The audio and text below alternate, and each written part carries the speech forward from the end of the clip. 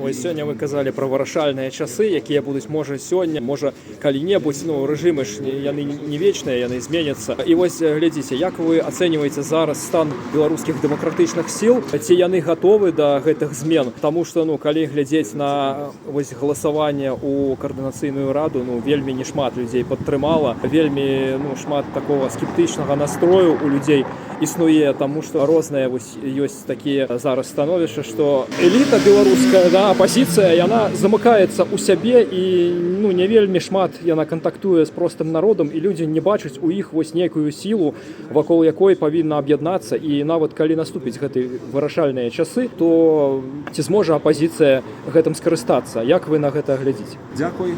Вырашальны момант можа наступіць вельмі хутка.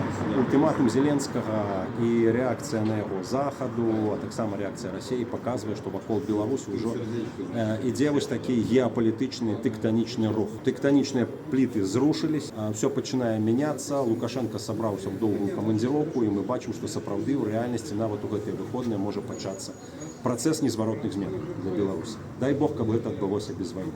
Апазіцыя, беларуская апазіцыя пакуль што, на жаль, ну вось так наўскідку не зусім гатова. У першую чаргу дзеля таго, што мы не адзіныя, тым, што мы раз'яднаны. Але я веру і ведаю, што калі пачнуцца вырашальныя падзеі, далучацца да руху і падымуцца сотні тысячаў і нават мільёны беларусаў. І вось тут будзе вельмі запатрабаваны адказныя лідары. Тыя, хто вядзе за сабой, тыя, хто умее слухаць іншых, тыя, хто яднае. Для беларусаў вырашальныя моманты якраз пытанне яднання было проста пытаннем жыцця і смерці. Альбо мы будзем разам, альбо нас не будзе.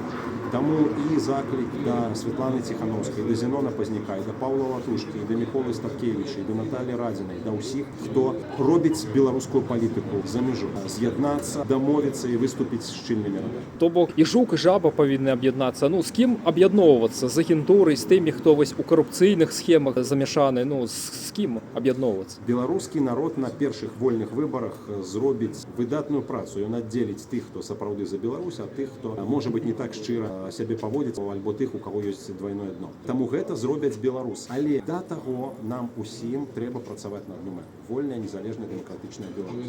Пакуль, ну, можна назіраць тую ж карціну, якая была калісьці у беларускім руху перад абвяшчэннем БНР. Тады адзін аднаго Ластовскі і Луцкевічы называлі там махлярамі, бандытамі, тады проста была нейкая сварка.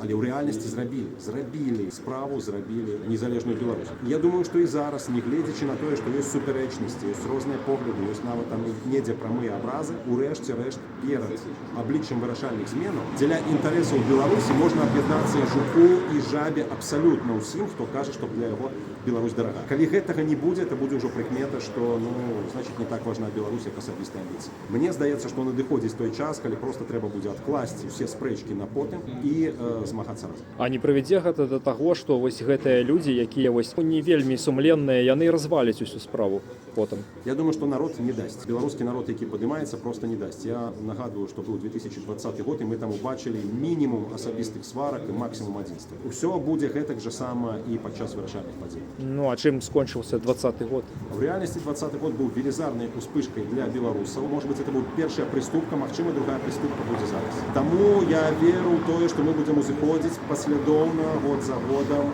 угару до полной перамоги, до демократичной незалежной Беларуси. Калі у працэсе удзельнічаюць сотні тысячаў і мільёны, тады не застаецца месца для сварак і амбіцый. Альбо вылятаюць просто з працэсу тыя, хто сапраўды просто пагуляць выйшаў. А другі расклад праігнаруе беларускае грамадства вось гэта. Яны скажуць, што ну гэта не наша апазіцыя, мы кагосьці там іншага абярем, вось не тых, хто зараз лічыцца беларускай апазіцыяй. Абсалютна магчымы варыянт. Это таксама абсалютна магчыма. Калі народная хваля падымаецца, там з'яўляецца новы герой. Ну, у 2020 годзе мы это таксама бачым. Ну, разумееце, у 94-м вакол Лукашэнкі вось згуртаваліся, і да чаго гэта правяло? Насамрэч згуртаваліся нацыянальныя сілы тады вакол Пазняка і Шушкевіча, але паколькі яны былі падзеленыя, то перамагчы Лукашэнку і Кебіча не змаглі. І вось гэта якраз такі нам урок. Таму што Лукашенко прыйшоў якраз тады, калі дэмакраты былі раз'яднаныя. Калі зараз будзе гэта раз'яднанасць, магчыма, Лукашенко магчыма і штосьці больш.